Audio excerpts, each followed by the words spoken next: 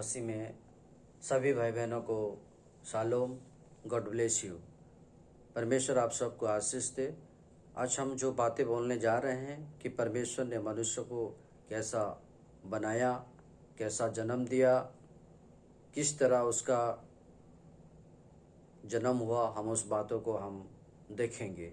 क्योंकि दुनिया में मनुष्य को लेकर तरह तरह की बातें हैं, लेकिन पवित्र धर्मशास्त्र बाइबिल उत्पत्ति 2:7 में कहता है कि परमेश्वर ने जब मनुष्य को बनाना चाहा तो उन्होंने क्या किया, मिट्टी को लिया और उस मिट्टी को अपना ही स्वरूप दिया और उस स्वरूप के अनुसार परमेश्वर ने मनुष्यों का क्या किया, निर्माण किया। और परमेश्वर क्या किया, जब वो मिट्टी का मनुष्य बन गया तो परमेश्वर अपने श्वासों को उसके अंदर फूंका, जिससे वो क्या हो गया, जीवित प्राणी बन गया। मेरे प्रिय भाई बहनों, परमेश्वर अपने हाथों से ही क्या किया, मनुष्य का निर्माण किया, मनुष्य को बनाया। और उसके बाद परमेश्वर ने उत्पत्ति 2 का आप 18 आयत को अगर देखेंगे, पद को देखेंगे, तो परमेश्वर वहाँ पर क्या करता है, आदम की चिंता करता है और कहता है कि आदम अकेले रहना उत्तम नहीं। इसलिए उन्होंने क्या किया, फिर से आदम को क्या किया, घोर निद्राग्रस्त किया, या कहने का मतलब पूरी तरह उसको बेहोश किया और उसकी छाती का एक पंजरा, एक पसली लेकर उन्होंने क्या किया, आदम की मांस को लिया और उस पसली में उसको डाला और उसको क्या किया, एक नारी बनाया। मेरे प्रिय भाई बहनों, जब वो नारी बन गया, परमेश्वर ने आदम के पास लेकर आया, जिसको देखकर आदम बहुत खुश हो गया और कहने लगा, ये मेरा अस्थि का अस्थि है, मेरे मांस के मांस है, क्योंकि वो नर से निकाला गया है, इसलिए उसका नाम क्या होगा, नारी होगा। और परमेश्वर उन दोनों को आशीष करता है। अगर आप उत्पत्ति 1 अध्याय का 26-28 पद पढ़ेंगे, 26 से 28 पद, तो परमेश्वर उनको कहता है, तुम आशीषित हो और क्या करो, पृथ्वी को भर दो। अब परमेश्वर की ड्यूटी खत्म।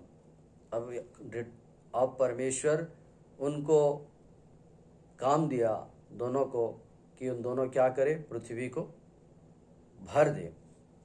मेरे प्रिय भाई बहनों, तब उत्पत्ति 2 का 24 पद आप देखेंगे तो लिखा है, आदम अपने पत्नी के प्रति आसक्त हुआ। और उत्पत्ति 4 अध्याय में आप अब देखेंगे, एक पद में, आदम अपने पत्नी के पास गया और उसने कैन को जन्म दिया, परंतु हवा कहती है, मैंने परमेश्वर की सहायता से एक पुरुष को पाया हूँ। कहने का मतलब है कि जब बच्चा भी पैदा हुआ वो परमेश्वर के अनुग्रह से, परमेश्वर की दया से, परमेश्वर की कृपा से पैदा हुआ। और अगर आप उत्पत्ति 15 का 2 पद पढ़ेंगे तो वहाँ पर लिखा है अब्राहम के बारे में कि अब्राहम कहता है, मैं निसंतान हूँ। उत्पत्ति 16 का 1, सारा निसंतान थी। उत्पत्ति 18 का 10 कहता है कि अब्राहम 99 वर्ष हो चुका था पर बच्चे नहीं था, पर परमेश्वर कहता है, आने वाले वर्ष तुम्हारे गोद में एक पुत्र संतान होगा। उत्पत्ति 18:11-12,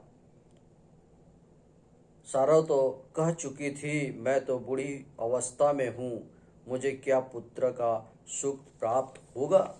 देख लीजिए, ये दोनों वृद्ध अवस्था में थे, उन लोग का भी बच्चा नहीं होता, लेकिन परमेश्वर जो कहा उसी के अनुसार उनका भी क्या हुआ, बच्चा पैदा हुआ। उत्पत्ति 21 अध्याय 1 से 3, परमेश्वर की सहायता से उनको एक पुत्र प्राप्त होता है जिसका नाम इसहाक रखा जाता है।